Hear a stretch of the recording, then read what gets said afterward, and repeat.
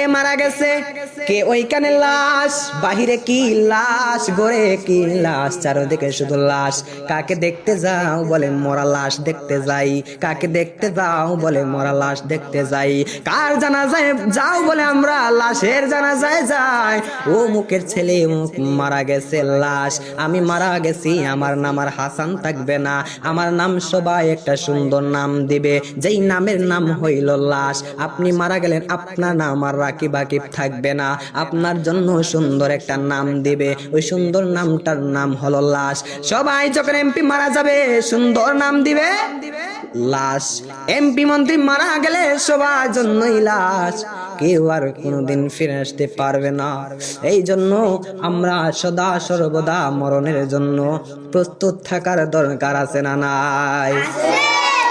আজরাইলকে আমাদেরকে বলে আসবেনি, আজরাইলকে আমাদেরকে বলবেনি রাস্তা ভাঙ্গা, তোমার রাস্তা ঠিক করো, আমরা আগামীকাল আসবো, তোমার জানটা এসে আমরা কবজ করে নিয়ে যাব।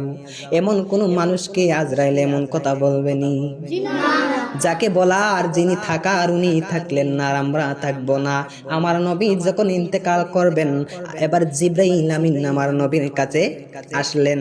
জিব্রাইল আইসা বলেন, মায়ার নবী, ও মায়ার নবী গো, আমার আল্লাহ বলেছেন আপনি যদি চান, আপনি যদি ইচ্ছে করেন, আপনি দুনিয়াতে থাকতে পারবেন, আপনি থাকতে পারবেন। কাকে বলতেছে? আমার নবীকে বলতেছে।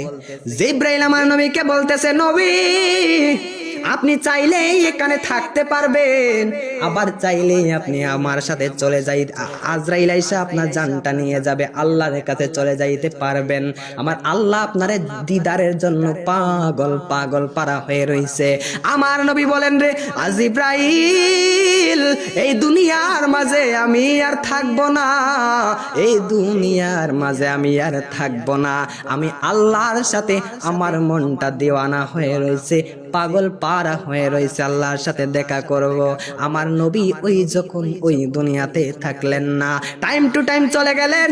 যিনি থাকার উনি থাকলেন না, যিনিকে আজরাইল বলার বলেছেন উনিও থাকলো না।